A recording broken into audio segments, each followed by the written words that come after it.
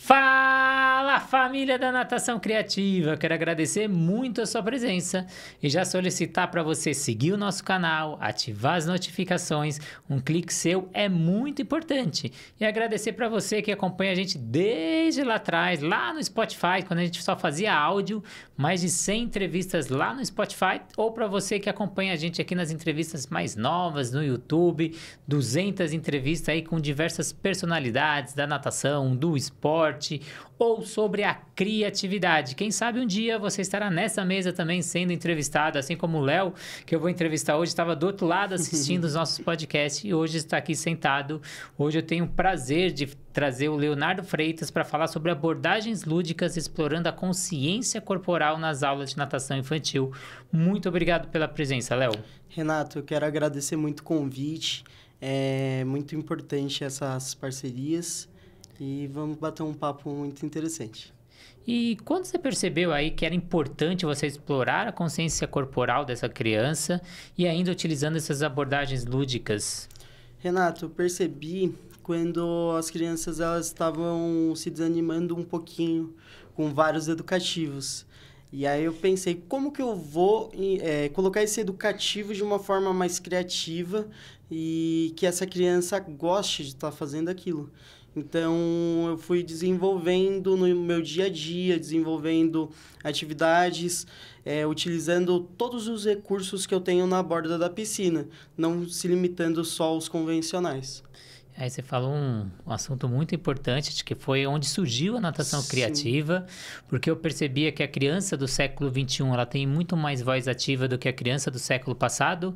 Antes, quando a criança não gostava de vir para a natação, não sei se você pegou essa época, o pai dava 2 palmadas e a criança ia para a piscina. Hoje, a criança não quer ir para a piscina, ela não vai, ela tem muito mais voz ativa. Os pais, entre aspas, não compram essa briga, ele não quer ir, então muda de atividade. Não sei você e professor do outro lado, mas eu peguei muito pai falando, mas eu acho que ele ainda não está preparado para aula de natação, ou ele vai fazer uma outra atividade, ele não está gostando, depois eu volto com ele para natação.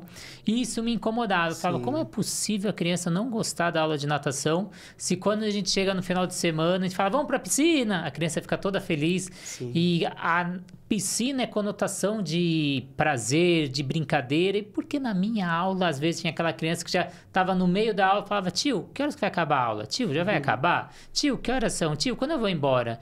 E eu não me conformava por que essa criança não está gostando da aula. Foi aí que eu vim com atividades muito parecidas com a do Léo, aí de trazer atividades novas, jogos, brincadeiras. Aí eu trouxe a aula historiada, que foi onde estourou, eu e outros profissionais, né? A gente criou essa aula historiada baseada na teoria do Maurício Duran, lá da Unicamp. E aí a gente começa a vir para o mercado trazendo essa criatividade para a natação. E eu queria que você desse alguns exemplos aí de jogos e brincadeiras que são eficientes aí para a gente trabalhar esse alinhamento corporal, essa postura ou até mesmo a consciência corporal dessa criança. Renato, como eu já tinha mostrado para você, eu utilizo muito a plataforma. Então, tem algumas plataformas que dá para colar na parede e no chão. E aí eu faço um jogo que chama Twister. Lembra aquele Twister? Sim. Que a criança põe a mão numa cor, o pé de um lado? Dá para fazer isso na piscina. Tá até no Splash, se eu não me engano, essa atividade. Então, a criança, você fala, olha, você vai colocar o pé no amarelo e a mão no verde. E aí ela faz essa atividade, já pede para ela fazer uma pequena tomada, uma grande tomada, ou nadar um crawl, costas, enfim, o que for programado na sua aula de natação. E aí você sempre colocar esse objetivo antes do educativo, ou da atividade que você propôs de uma forma principal. E aí acaba mudando o contexto da sua aula, essa criança vai falar, nossa, eu vou brincar um pouquinho, mas aquilo está sendo um start para ela criar vontade de estar no ambiente. Então você vai dar um objetivo para essa criança, né? Sim. Como assim, um dos esportes que as crianças adoram, que é o futebol, para os meninos, o vôlei para as meninas. Às vezes a gente comparar esses esportes com a natação. Então lá no futebol, quando eu faço um gol, todo mundo me abraça. Quando eu tiro uma bola que vai ser gol, todo mundo comemora comigo.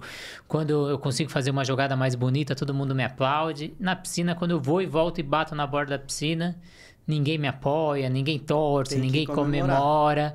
Então, às vezes, quando eu utilizo esses jogos ou esses desafios, eu tô conseguindo enfrentar um desafio, dar um feedback positivo. Ó, você conseguiu colocar a mão e a perna, você conseguiu fazer isso.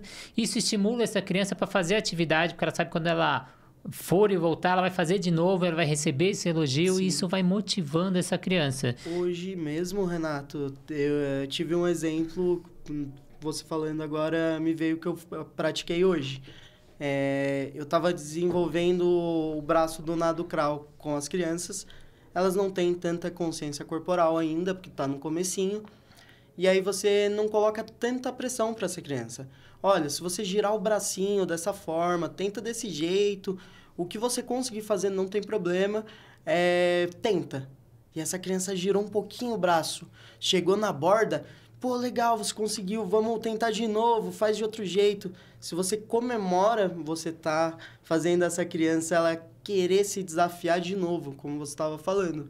Então, é muito interessante você motivar o seu aluno. Não sempre, né? Mas você pegar e utilizar momentos que essa criança ela conseguiu se desafiar. Então, e é até importante que a gente começa a incentivar não só o primeiro, segundo e terceiro, mas as outras crianças, os outros 90%, que às vezes na natação, por ser um ato motor, por ser um ato de velocidade contra o relógio, a gente às vezes estimula demais o primeiro e segundo, os mais rápidos, e aqueles que ficavam para trás, às vezes perdem o interesse. Eu era um deles, eu não era os melhores da natação. E aí, quando eu cheguei a ser um dos melhores da natação, apareceu outros alunos e aí me passaram. Então, eu nunca fui o melhor, eu sempre estava entre os melhores, entre os 3 primeiros.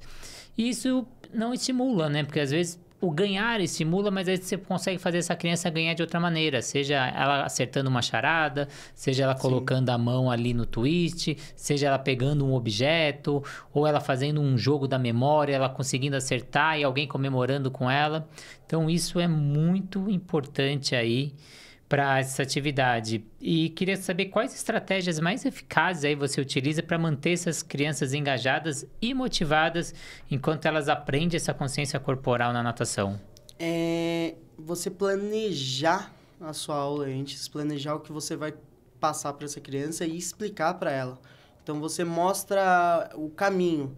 Então, essa criança ela já vai saber que vai ter aquilo. Então, ela vai fazer tudo bonitinho, vai ter que se esforçar ao máximo para chegar no objetivo dela, que é o brincar, é a parte mais lúdica, só que de uma forma eficiente.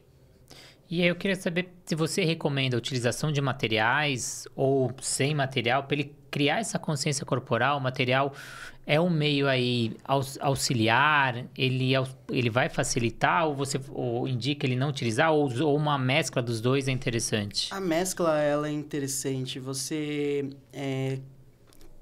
adaptar essa criança com o material e tirando o material ou vice-versa.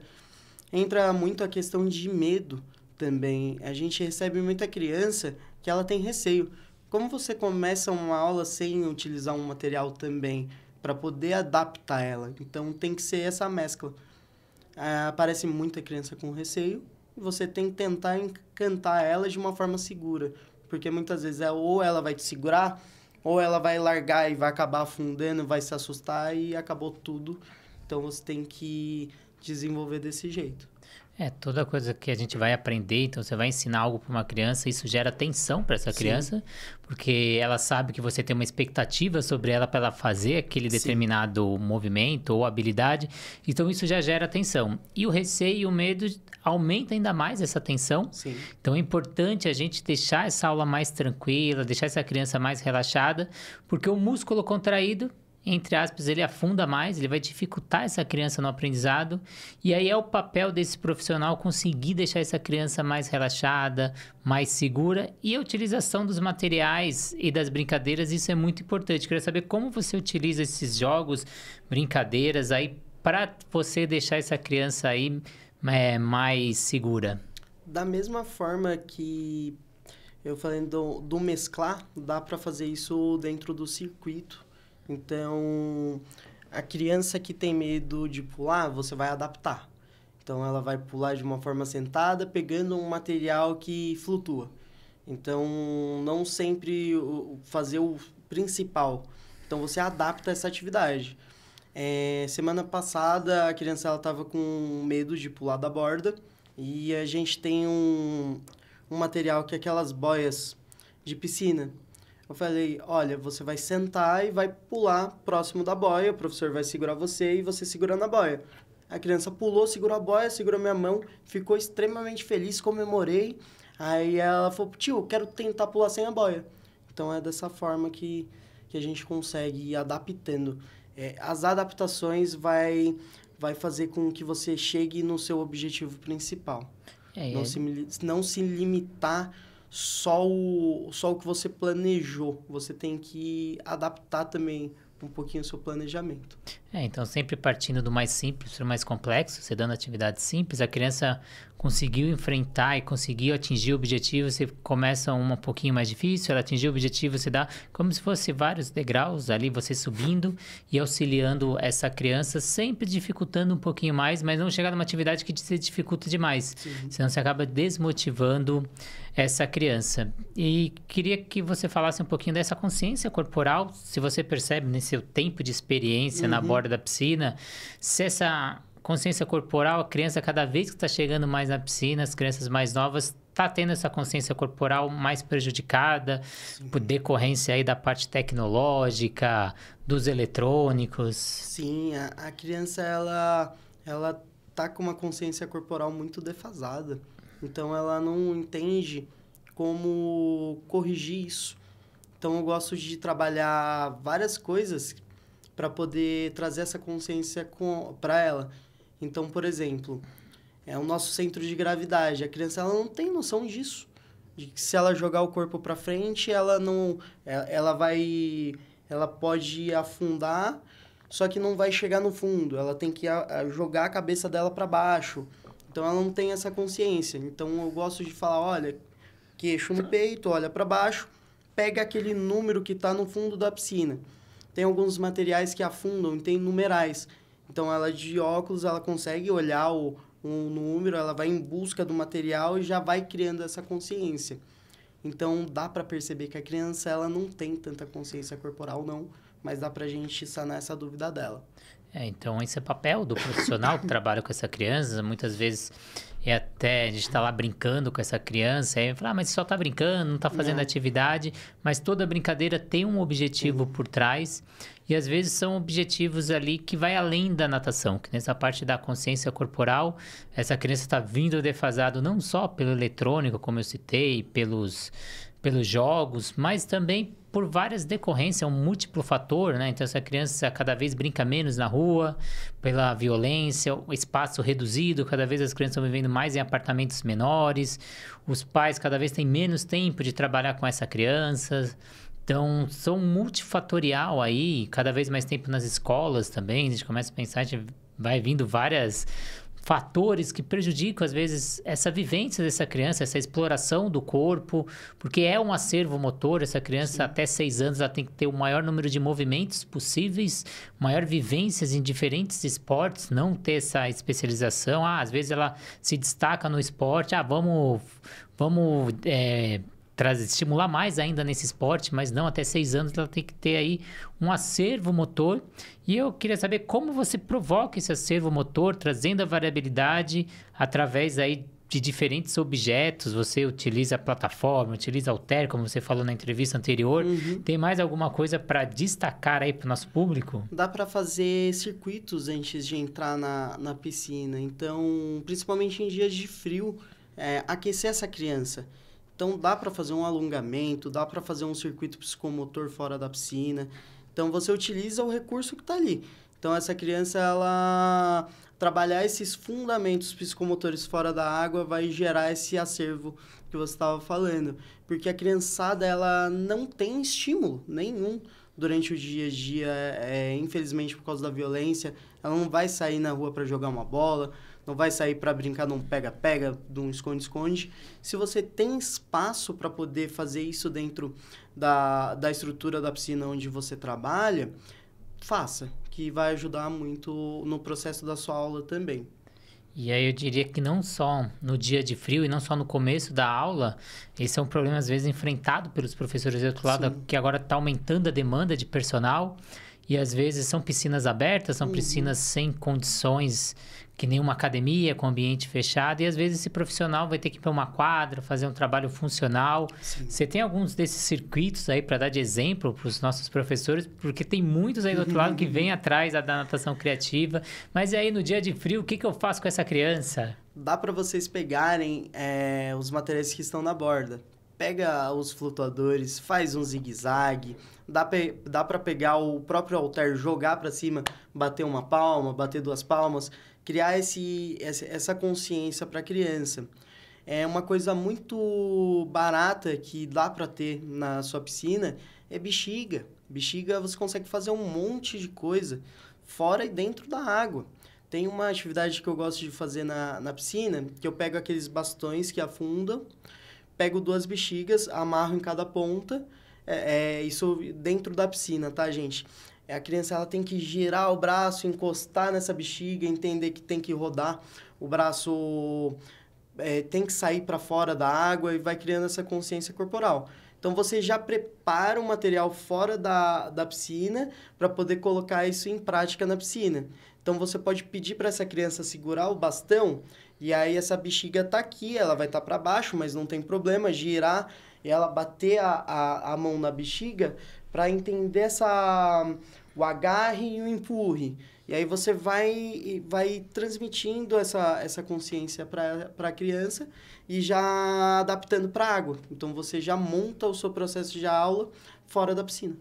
E aí já sei uma pergunta que aí os profissionais do outro lado já estão se fazendo, vão deixar aqui nos comentários. Mas como convencer coordenadores, pais, que isso é coisa séria, que eu estou trabalhando a consciência corporal, que a consciência corporal é um objetivo importante, que a criança está ficando defasada? Com embasamento, Renato. Você tem que chegar e mostrar que aquilo vai gerar uma melhora pro aluno e principalmente para a parte de coordenação, mostrar que aquilo vai fidelizar o pai ali e a criança. A criança feliz, o pai ele nunca vai tirar essa criança da academia. Então, dá para ver que a aula ela tá funcionando. Então, se essa criança ela sai sorrindo, você já ganhou essa confiança da coordenação e do pai também. Você falou muito aí dessa parte de embasamento, que aí a gente vai atrás de cursos, de Sim. especializações, pós-graduação. Hoje a graduação ela está um pouco defasada do que era da minha época, então quando eu fui estudar a graduação, a natação eram 2 anos, então 4 semestres. Hoje a gente já vê graduações com 6 meses, aí o profissional tem que aprender bebês, infantil, adolescente, aperfeiçoamento, treinamento, inclusão, hidroginástica, então, entre outros temas, né? Então, esses são os principais, aí tem atividades alternativas como surf, nado sincronizado, polo aquático. Como esse profissional vai conseguir aprender todas essas atividades em 6 meses, né? Não é nem culpa dos profissionais que estão formando lá na faculdade, é mesmo o sistema. A gente não consegue mais dar tanta qualidade e aí ele chega no ambiente de trabalho e às vezes um pouco defasado com quem estava formado lá atrás. Aí ele tem que buscar atrás desses cursos. E hoje tem cursos online, tem podcast. E queria saber como foi a sua procura, né, Léo? Como você foi atrás dessas informações? Onde você buscou? Quais foram os cursos que você fez? A primeira formação pós-faculdade foi uma pós em autismo, que é uma área que eu sou apaixonado. Então, para você trabalhar numa área dessa, tem que ter formação, tem que entender o que é o autismo. E os cursos que tem, onde eu trabalhava, a Prefeitura de Suzano levava muitos cursos para a gente fazer. E cada curso, você agrega algo a mais. E aí vai formando o seu currículo e você vai buscando cada vez mais. Também, como você falou, tem a plataforma Educar. Vocês podem ir atrás de cursos através da Educar. No meu próprio Instagram também, se vocês quiserem bater um papo, pode mandar mensagem, a gente desenvolve. E aí, esse é o caminho. Então, uma dica preciosa aí para os profissionais do outro lado que precisam realizar a capacitação. Mas aí a gente voltando lá para o nosso tema, que é a consciência corporal e a parte aí da utilização dos jogos, eu queria que você também apresentasse aí para o nosso público, se você tem mais alguma atividade, que eu sei que você é o homem da criatividade, para a gente trabalhar essa consciência corporal. Você já falou do circuito, já falou da plataforma, falou do Alter, tem mais algo aí para a gente acrescentar? Renato, você me apresentou umas cartas. Sim. Essas cartas eu não sei se tem aqui. Exemplo, tem a criança aqui nadando e aí você consegue mostrar para essa criança as partes do corpo dessa criança e falar, olha, o pezinho. Enfim, você consegue trabalhar essa consciência corporal mostrando para ela visualizando aqui na carta. Mas como transformar isso em uma atividade? Eu pensei em colocar essa carta debaixo de pranchas, debaixo de materiais em torno da piscina, e essa criança ela tem que procurar através de um caça ao tesouro. Então, ela tem que achar a carta aqui onde vai ter um nadador, e quando ela voltar, ela tem que mostrar onde que está localizado as partes dessa criança que está nadando e explicar a função de cada membro que vai estar desenvolvendo na sua aula de natação. Exemplo, como que o pezinho tem que ficar, se é dedão com dedão, se tem que ficar na pontinha do pé, como que isso vai ser desenvolvido. Mas antes você explica para o seu aluno como que é a posição correta e vê se realmente a criança absorveu a informação, se ela gravou aquilo e se ela consegue desenvolver essa atividade. Dá para ser feito dessa forma. Muito bem, Léo. Eu queria agradecer muito a sua presença. Queria que você deixasse aí os seus contatos para quem está lá do outro lado, quer conhecer um pouquinho mais do Léo, como que acha. Renato, eu quero agradecer muito o convite. Essa oportunidade, ela abre caminhos, isso é muito interessante. E as minhas plataformas são o Instagram, tá como @professor Leonardo de Freitas. Vocês podem entrar em contato comigo através do Instagram e a gente baixa um papo. Muito obrigado. Queria agradecer muito você aí do outro lado que acompanhou essa entrevista, que segue o nosso canal, agradecer os nossos parceiros, Sobrasa, Sociedade Brasileira de Salvamento Aquático, não sei se você sabe, mas a principal causa de mortes de crianças de 1 a 4 anos, infelizmente, é o afogamento. Seja um voluntário Sobrasa, acesse o site sobrasa.org, faça ali o preenchimento do formulário, seja também um voluntário, leve atividades de segurança aquática aí para a sua região. Então, a Sobrasa te auxilia, no site tem cursos gratuitos, tem diversos banners, materiais para você fazer o download para te auxiliar aí na parte de segurança e sobrevivência aquática. Plataforma Educar, como o Léo disse, mais de 200 cursos para te auxiliar. Então, você que está com tempo reduzido, final de semana já está trabalhando e não consegue se capacitar, a plataforma é uma ótima opção. Aquele dia que está frio, o aluno não vem, em vez de você ficar ali esperando o próximo aluno, você consegue estudar através da plataforma e todos os cursos são certificados. Piscinas litro a litro, uma bíblia para você que tem a sua piscina, saber tudo sobre manutenção, para você saber sobre os cuidados com a água, como fazer medição de temperatura, coloração, medir pH da água, vale muito a pena esse livro. O aplicativo da SwimTrack, você acha que é caro ter o seu próprio aplicativo? Você que é personal, você que é professor de natação, coordenador, utilize o aplicativo, tenha o contato com o seu aluno na palma da sua mão, envie avaliações, chamadas, vídeos, conversa com ele pelo aplicativo e agregue valor para a sua aula. Praticamente o preço de um aluno por mês, você vai conseguir manter vários alunos e trazer alunos novos graças ao aplicativo da SwimTrack. E a gente tem a fábrica criativa de aulas de natação, que te auxilia aí na montagem de aulas. Você que tem dificuldade na correria do dia a dia, como planejar, como montar a aula, qual objetivo trazer para essa semana, a gente tem uma metodologia já implementada. Cada semana a gente entrega o objetivo, cria planos de aula modelos. Os professores do outro lado, mais de 80 professores auxiliam aí criando novas estratégias, novos exercícios e no final da semana a gente cria os planos de aulas oficiais, que é as aulas para ser executada na semana seguinte. Então você começa a sua semana já com 2 planos de aula para cada categoria, um para bebê, um para infantil, adolescente, adulto e hidroginástica. Então, tenha mais facilidade para ministrar a aula, para você surpreender, engajar e cativar o seu aluno. Léo, mais uma vez, muito obrigado pela sua presença, obrigado para quem está aí do outro lado, obrigado por Heitor, que está aí nos bastidores, auxiliando na edição aí desse podcast, e agradecer demais você que acompanha esse canal e ativa lá a notificação e segue o canal, que um clique seu é muito importante, e assista as entrevistas anteriores. Léo, muito obrigado mais uma vez. E até a próxima.